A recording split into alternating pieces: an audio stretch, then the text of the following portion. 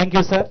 మీ సందేశాన్ని అందించినందుకు ధన్యవాదాలు తెలియజేస్తూ ఇప్పుడు ఈ కార్యక్రమాన్ని ఉద్దేశించి మాట్లాడాల్సిందిగా గౌరవ శాసనసభ్యులు శ్రీ కోమటిరెడ్డి రాజగోపాల్ రెడ్డి గారు, గౌరవ ఎమ్మెల్యే మునుగోడు గారిని ఆహ్వానిస్తా ఉన్నాం.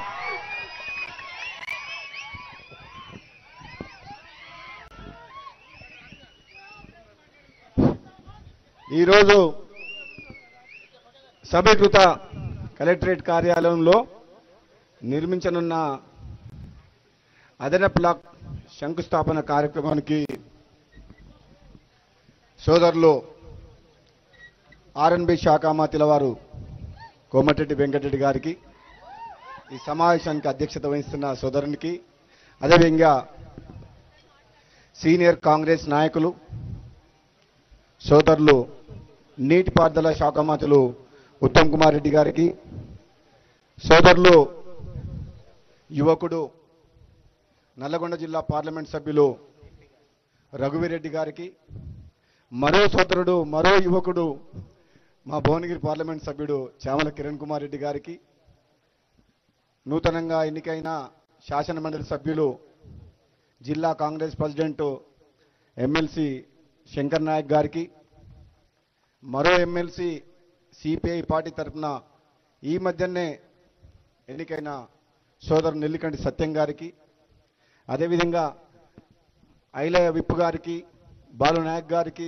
సామెల్ గారికి, అదేవిధంగా ఎమ్మెల్యేలు బిఎల్ఆర్ గారికి, వీరేశం గారికి, జేవీరెడ్డి గారికి, డిసిసిబి చైర్మన్ కుమ్మన్ శ్రీనివాసరెడ్డి గారికి, ముఖ్యంగా నన్ను తప్పకుండా మీరు ఈ మీటింగ్కి రావాలి, ఎట్టి పరిస్థితుల్లో మీరు అటెండ్ కావాలని చెప్పి మరీ అడిగి తప్పకుండా ఇక్కడికి వచ్చే విధంగా ప్రయత్నం చేసిన మన నల్లగొండ జిల్లా మహిళా సోదరిమణి కలెక్టర్ గారు ఐలా త్రిపాఠి గారికి, ఎస్పీ గారికి, శరత్చంద్ర పవార్ గారికి, అదనపు కలెక్టరు నారాయణ అమిత్ గారికి, అదనపు కలెక్టర్ స్థానిక రాజ్ కుమార్ గారికి, మీ అందరికి కూడా ఈరోజు సమావేశంలో ఇచ్చేసిన మీ అందరికీ, వేదిక నుంచి పెద్దలందరికీ మీ అందరికీ కూడా నా హృదయపూర్వక నమస్కారాలు తెలియజేస్తున్నాను.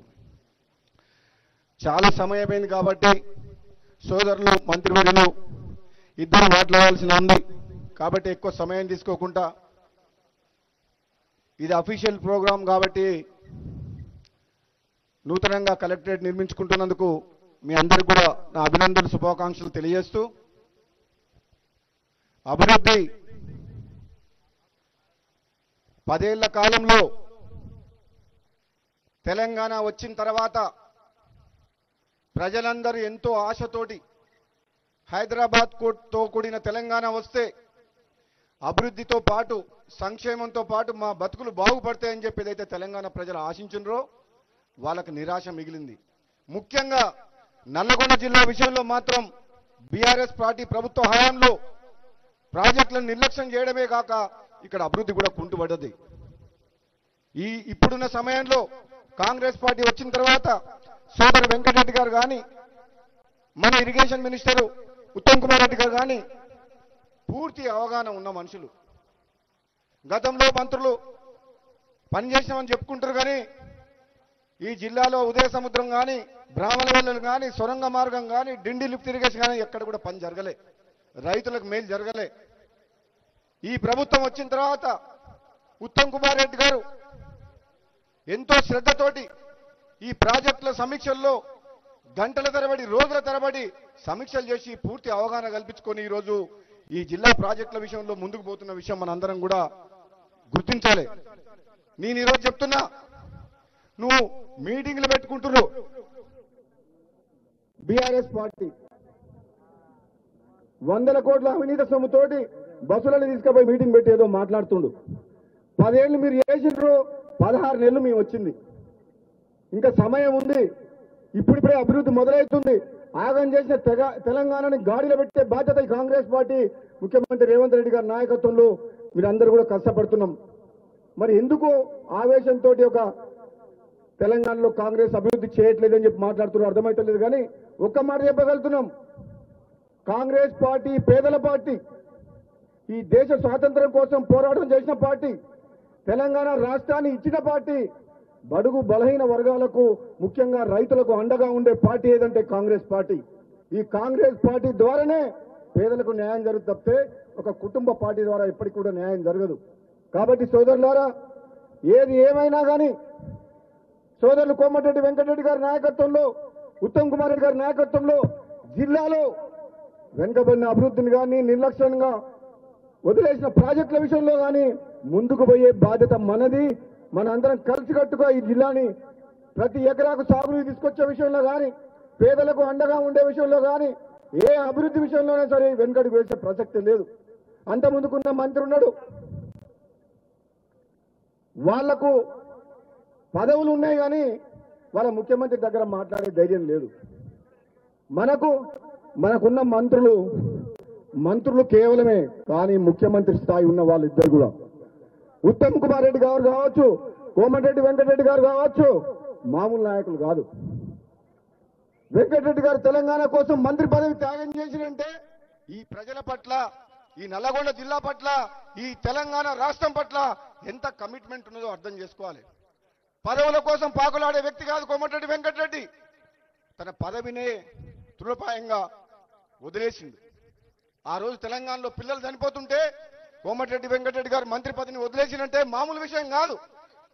ఎంతో మంది పిల్లలు ప్రాణత్యాగం చేస్తుంటే చూడలేక ఈ తెలంగాణ రాష్ట్రం సాధించాలని చెప్పి, 60 ఏళ్ల కళ పూర్తి కావాలని చెప్పి, ఈ ప్రాంతానికి అన్యాయం జరుగుతుందని చెప్పి తెలంగాణ రాష్ట్రం కోసం పదవి త్యాగం చేసిన వ్యక్తి.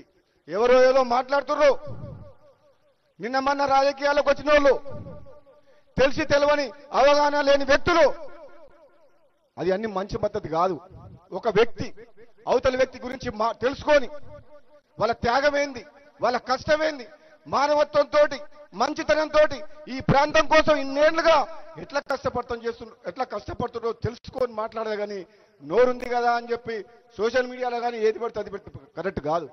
ముఖ్యంగా సోదరుడు వెంకటరెడ్డి గారు బ్రాహ్మణ వెలువల రిజర్వాయర్ ఈరోజు నీళ్లు వచ్చినాయి, మా మునుగోడుకు వచ్చినాయి నీళ్లు కాలువల ద్వారా.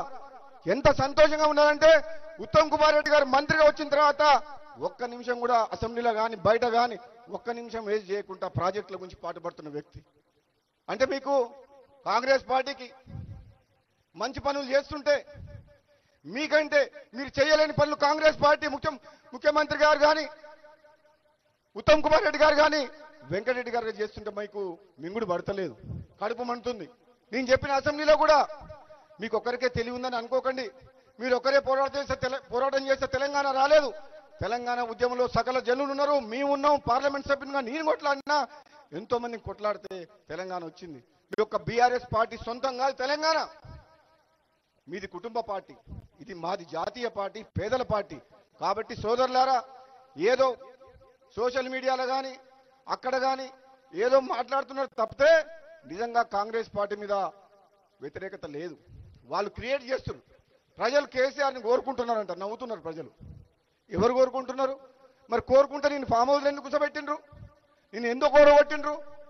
నువ్వు అసెంబ్లీకి రానివాడివి మీటింగ్లకు వచ్చి బహిరంగ సభలు పెట్టి మాట్లాడుతున్నావు. నువ్వు నిజంగా ఏదైనా మాట్లాడదలుచుకుంటే ప్రధాన ప్రతిపక్ష హోదా ఉన్నావు కదా, ప్రతిపక్ష నాయకుడిగా ప్రజల సమస్యల్ని అసెంబ్లీలో మాట్లాడు.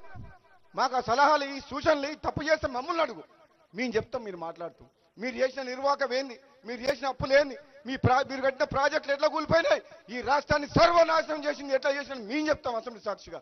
మా ఇరిగేషన్ మినిస్టర్ గారు చెప్పారు, రాష్ట్రంలో ఇరిగేషన్ ప్రాజెక్టుల పరిస్థితి ఏంది, రాష్ట్రంలో ఆర్థిక పరిస్థితి ఏంది, రాష్ట్రంలో కరెంటు పరిస్థితి ఏంది, రాష్ట్రంలో అప్పులు ఎట్లున్నాయి, ఉన్నది ఉన్నట్టుగా తెల్ల కాగితం మీద చూపించినాం. ఎందుకు రాలేదు కేసీఆర్ అని అడుగుతున్నా. అసెంబ్లీకి దమ్ముంటే అసెంబ్లీకి రా. తెలంగాణ ప్రజలు ఇచ్చిన తీర్పును గౌరవించి ప్రతిపక్ష హోదాలో వచ్చి ప్రతిపక్ష నాయకుడిగా మాట్లాడు. మీ సమాధానం చెప్తావు. నువ్వు ఎంత నిర్వాహకం చేసినావు, నువ్వు కుటుంబం ఎట్లా దోచుకున్నావు, వేల కోట్లు లక్షల కోట్ల రూపాయలు ఎట్లా అప్పుల పాలైంది రాష్ట్రం అని చెప్పి మేము చెప్తున్నాం. నువ్వెక్కడో మీటింగ్లు పెట్టుకొని నువ్వు అవినీతి సొమ్ము ఉంది కదా అని చెప్పి జనాన్ని తీసుకొచ్చి మాట్లాడితే కుదరదు. తెలంగాణ ప్రజలు నమ్మరు. 1000 జన్మలు ఎత్తినా మళ్ళీ బీఆర్ఎస్ పార్టీ రాదు. మన జిల్లా మంత్రికి ఏమైనా సోయుందా? వెంకటరెడ్డి గారినా విమర్శించేది? అసలు ఆయనకు ఆత్మగౌరవం ఉందా? కేసీఆర్తో మాట్లాడే దమ్ముందా? ఇక్కడ ఉన్న ప్రజానాయకుడు, మా ఎమ్మెల్యేలు, ఎంపీలు, మేమందరం మామూలు కాదు, అసాధ్యులం. ఏదంటే అది కొట్లాడతాం. ఈ నల్లగొండ జిల్లాని అభివృద్ధి చేస్తాం. ఆ సత్తా ఇప్పుడున్న నాయకులకు ఉంది. నేను చెప్తున్న సోదరులారా, మాయ మాటలు దుష్ప్రచారాన్ని నమ్మొద్దు. కాంగ్రెస్ పార్టీ కార్యకర్తలు ధైర్యంగా ముందుకు పోవాలి. రాబోయే స్థానిక సంస్థల ఎన్నికల్లో జెండా ఎగరేయాలి మళ్ళీ ఒకసారి మన Congress party. Subscribe us and press the bell icon for more interesting updates.